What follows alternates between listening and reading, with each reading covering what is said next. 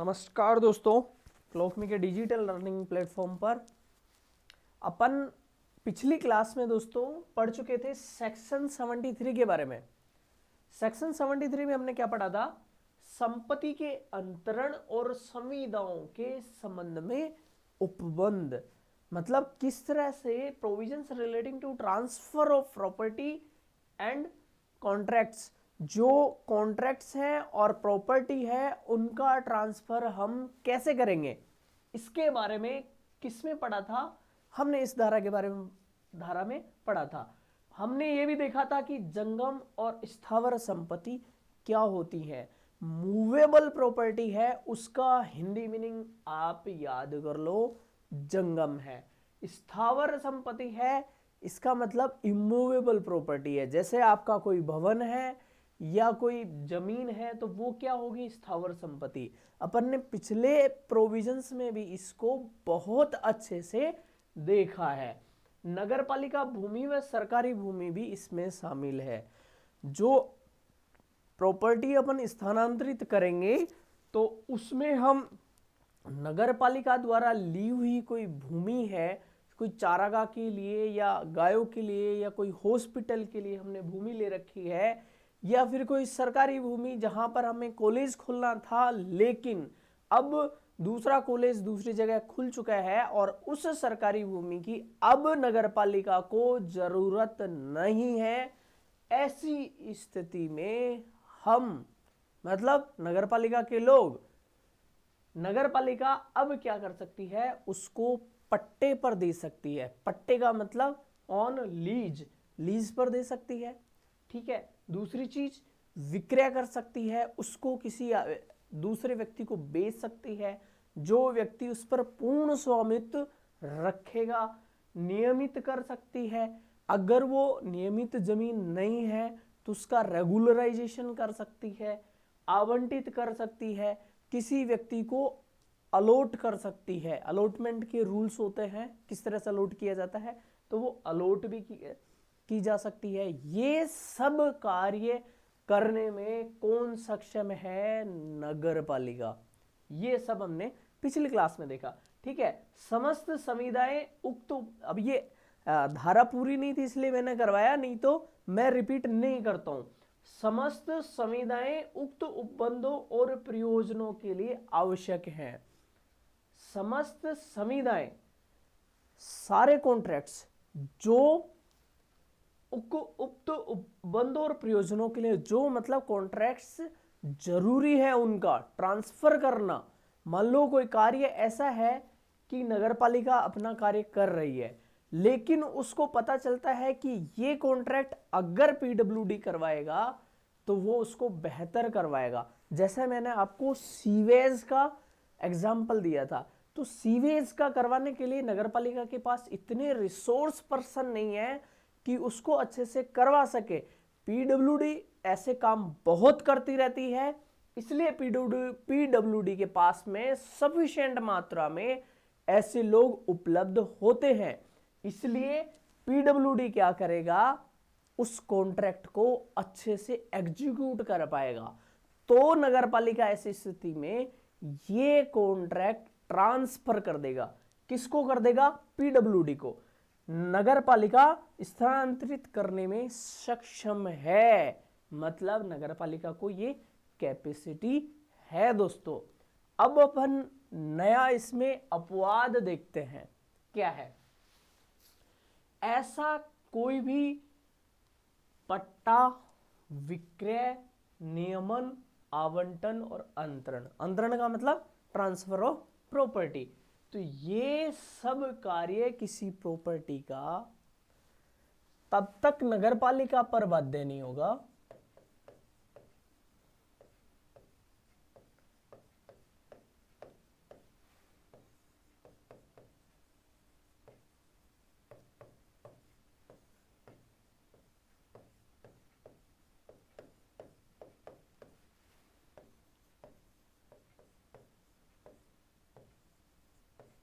जब तक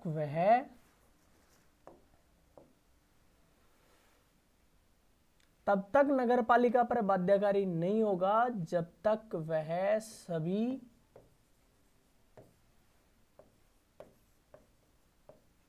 नियमों व उपबंधों का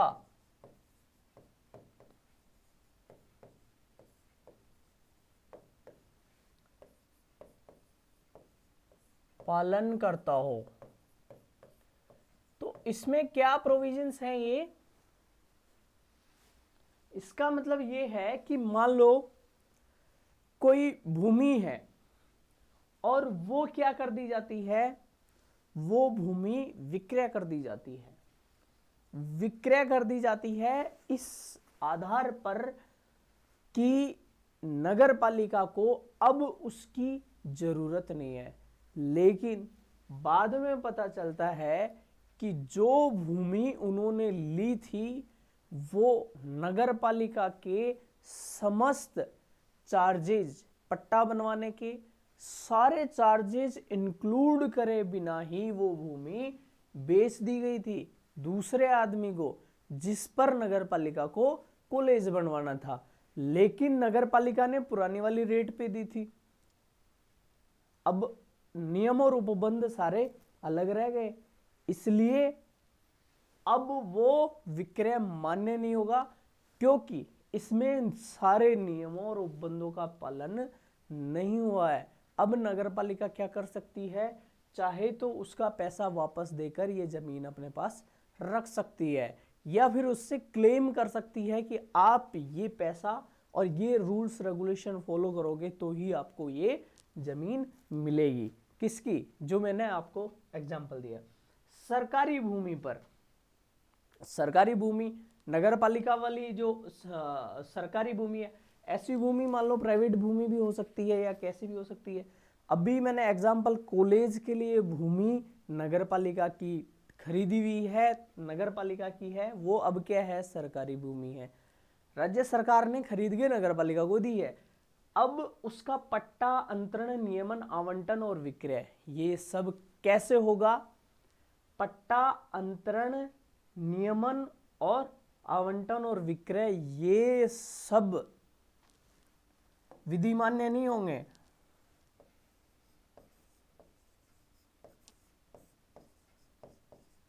विधि मान्य नहीं होंगे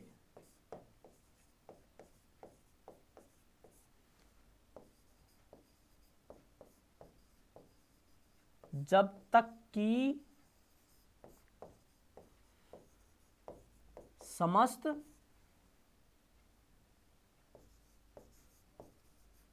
नियमों व उपबंधों का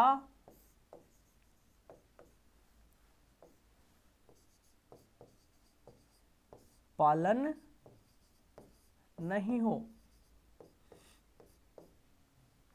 तो मैंने आपको ये एग्जाम्पल भी इसका देखकर बता दिया है। आवंटन का मतलब अलॉटमेंट होता है, इन शब्दों पर अगर जाए, पट्टा का मतलब नगर पालिका क्या करती है, पट्टा जारी करती है, उसका चार्ज लेकर पट्टा जारी कर देती है। पट्टे का मतलब ये होता है कि वो भूमि अब आपकी है, और वो कितने साल के लिए पट्टा होता है, वो अलग अलग अवधि के लिए होता है, 99 ईयर्स के लिए, 10 ईयर्स के लिए, 20 ईयर्स के लिए, 30 ईयर्स के लिए। ऐसे में 30 ईयर्स, 20 ईयर्स कंप्लीट होने के बाद में नगर पालिका उसको पुनः पट्टा जारी भी कर सकती है, नहीं भी कर सकती, ये होता है पट्टा। अंतरण का मतलब ट्रांसफर ऑफ प्रॉपर्टी, वो प्रॉपर्टी को ट्रांसफर कर देती है, किसको, नगर पालिका की है, और पता चला कि उसमें पीडब्ल्यूडी बाहर से सामान लाकर, रॉ मटेरियल लाकर तैयार करके उसको कर रहा है, तो उसका ट्रांसफर किसको कर दिया, पीडब्ल्यूडी को। नियमन, रेगुलराइजेशन, किसी फैक्ट्री को दे दिया, लीज पर दे दिया, अब उसका क्या चाहते हैं, उसका नियमन चाहते हैं, तो रेगुलराइजेशन भी कर सकते हैं, आवंटन भी कर सकते हैं, अलॉटमेंट भी कर सकते हैं।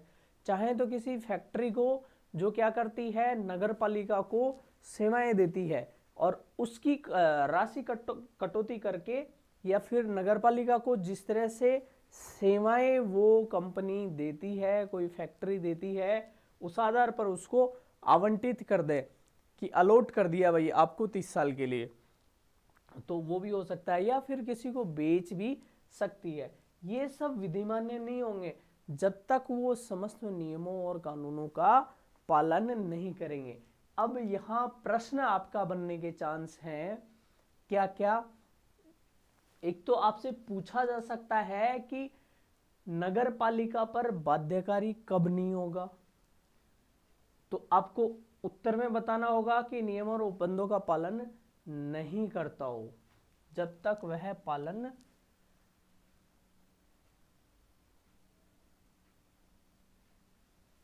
यहां नहीं करता हो लिखेंगे अपन, है ना, ठीक है, यहां से लिखेंगे नहीं करता हो, ये आपको देखना है। सेकेंडरी आपसे ये भी पूछा जा सकता है कि नगर पालिका समस्त नियमों उपबंधों का पालन करते हुए इनमें से ये 3 ऑप्शन में दे दे कि नियमन कर सकती है, आवंटन कर सकती है, अंतरण कर सकती है, और चौथा उसको कुछ इस तरह से दे कि उसका कोई और ऑप्शन दे दे, तो और ऑप्शन देने वाले को उसको ऐड नहीं करेंगे अपन, इसको कर लेंगे। या फिर इनका क्रम देकर आपको 1 2 3 4 या फिर सभी इस तरह से आपको प्रश्न पूछा जा सकता है। सरकारी भूमि पर पट्टा अंतरण के भी सेम चीजें आपको इससे संबंधित प्रश्न होगा। और विधिमान्य कब नहीं होगा ये पूछा जाए तो कभी वो नियमों और उपबंधों का पालन नहीं करता है तो क्या होगा, विधिमान्य नहीं होगा। इसमें दोस्तों एक महत्वपूर्ण चीज और है आपको याद रखने के लिए, वो क्या है, प्राधिकारी द्वारा, दूसरे वाले की बात है ये, प्राधिकारी द्वारा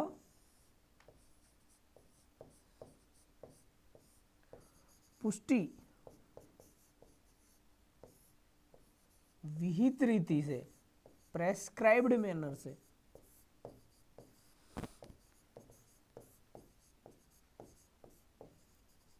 की जानी चाहिए।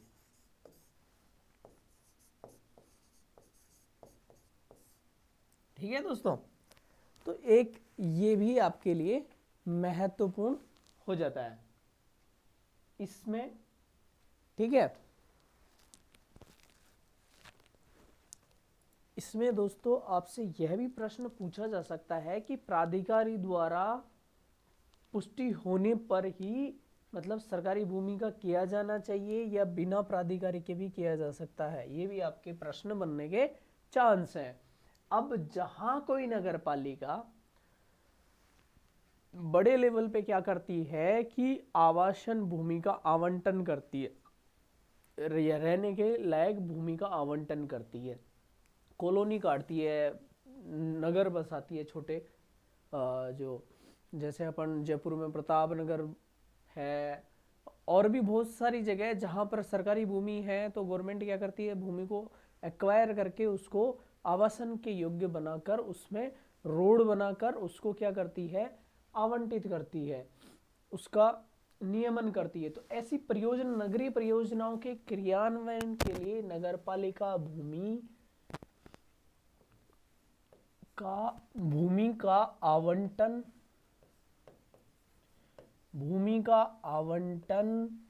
नियमन, विक्रय, अंतरण का मतलब स्थानांतरण, तो ये सब नगरपालिका इन परियोजनाओं के क्रियान्वयन के लिए करेगी। इसमें क्या कंडीशन है, कंडीशन भी दी गई है कैसे करेगी क्रियान्वयन, तो 20% से कम से कम 20% भूमि है ना, वो किसको आवंटित करेगी, आर्थिक रूप से कमजोर, आर्थिक रूप से कमजोर,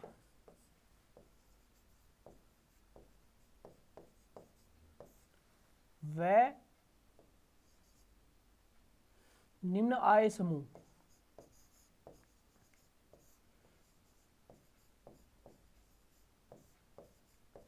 ठीक है, समूहों को, निम्न आय समूहों को, वह निम्न आय समूहों को क्या करेगी, भूमि को आवंटित करेगी। और वो कैसे करेगी, इसके प्रोविजंस भी हैं यहाँ पर। रियायती दरों पर जो अधिसूचित की जाए आवंटित करेगी। ठीक है, तो आपको ये ध्यान रखना है। इसमें क्या क्या कहाँ कहाँ प्रश्न बन सकता है। सबसे पहला और इम्पोर्टेंट तो आपका 20% वाला प्रश्न होगा कि कितना प्रतिशत भूमि इन परियोजनाओं में सरकार आर्थिक रूप से कमजोर और निम्न आय समूहों के लोगों को दे सकेगी। तो आपको 20% और वो भी ऑप्शन होंगे तो आपको ये करना है। ठीक है, और इसके अलावा रियायती दरों पर जो राज्य सरकार द्वारा, ये भी इंपॉर्टेंट है, जो राज्य सरकार ये रियायती दर है ना, ये समय समय पर निश्चित करेगी कि रियायती दर कितनी होनी चाहिए। सरकार सब्सिडी भी देती है और रेट्स कम करने के भी प्रोविजंस रखती है, तो वो सब ध्यान में रखना है दोस्तों। ठीक है, तो ये रियायती दरों पर अधिसूचित, जो रियायती दरें राज्य सरकार नोटिफिकेशन द्वारा अधिसूचित करेगी, वो भूमि इस तरह से नगरपालिका आवंटित करेगी। ठीक है दोस्तों, अब आगे इसमें स्पष्टीकरण के बारे में बात की गई है दोस्तों। जो सरकारी भूमि का स्पष्टीकरण है, किसका है, सरकारी भूमि का स्पष्टीकरण। इसमें क्या है, धारा 68 की उपधारा 1, धारा 68 की उपधारा 1, जिसमें खंड जय में क्या है कि नगर पालिका है, ये नगर पालिका है आपकी। अब इसके अंदर भूमि हो या इसके बाहर भूमि हो, यहां पर भूमि हो, अंदर या बाहर, और वो भूमि नगर पालिका की हो, राज्य सरकार दे या फिर नगर पालिका खुद एक्वायर करे, तो ऐसी भूमि को बाहर या भीतर, ऐसी भूमि को सरकारी भूमि कहेंगे। ठीक है,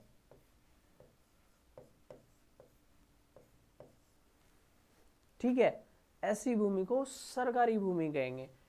खंड ख की बात करें तो खंड ख में क्या है, भू राजस्व अधिनियम 1956 की धारा 3 में, अपन ने पहले भी पढ़ा था, भू राजस्व अधिनियम लैंड रेवेन्यू एक्ट 1956 का सेक्शन 3, उसमें किसको बताया गया है, नजुल भूमि को।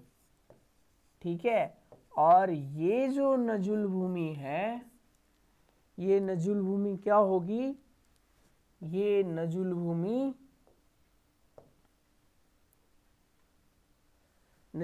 की डेफिनेशन दी जाए तो ये नजुल भूमि भी सरकारी भूमि होगी।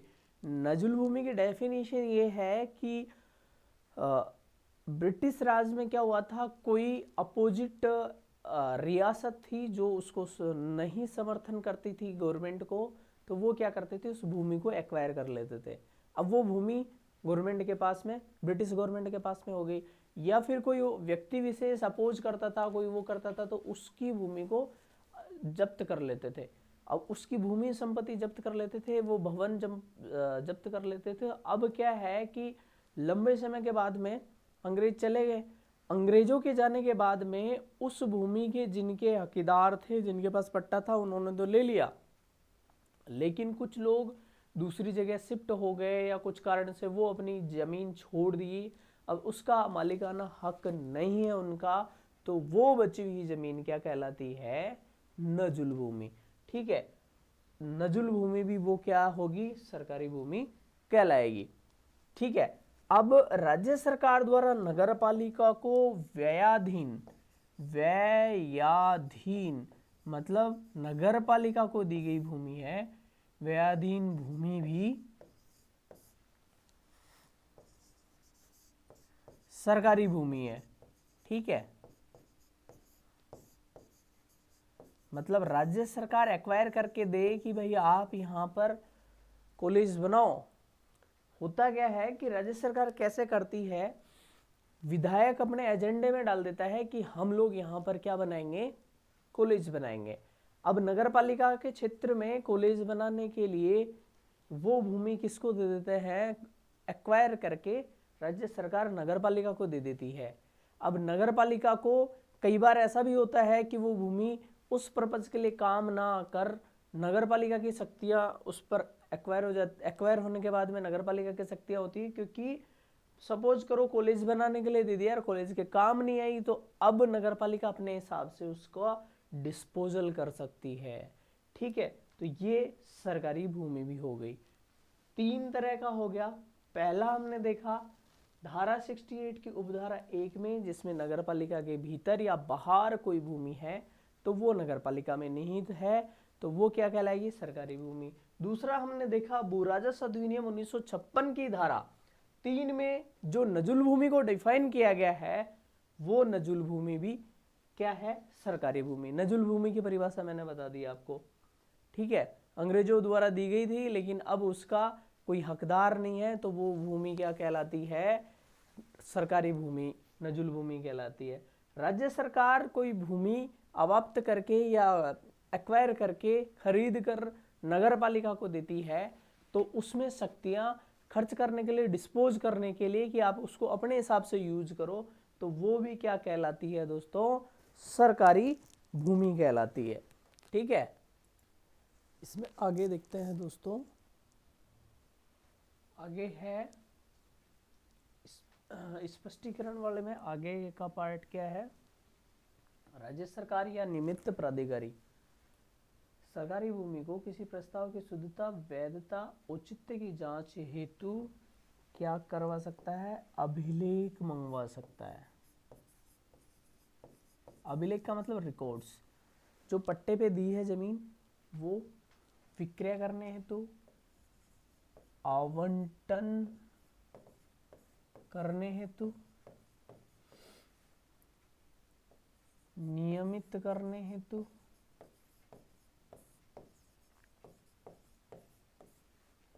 और अंतरित ट्रांसफर करने हेतु। ठीक है, तो इसके अभिलेख जांच होने तक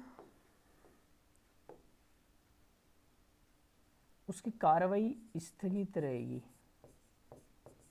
स्थगित कर सकेगी कौन, राज्य सरकार। मालूम चले कि अध्यक्ष उपाध्यक्ष ने कुछ गड़बड़ कर दी, तो ऐसी स्थिति में उसको स्थगित कर सकेगी। दूसरी चीज, कार्रवाई रोक सकेगी।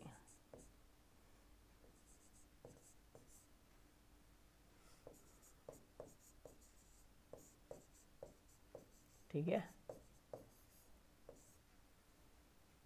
तो ये तो था आपकी इस धारा में। ठीक है, इस धारा का पार्ट है अपन नेक्स्ट वीडियो में देखते हैं। तब तक के लिए जय हिंद दोस्तों।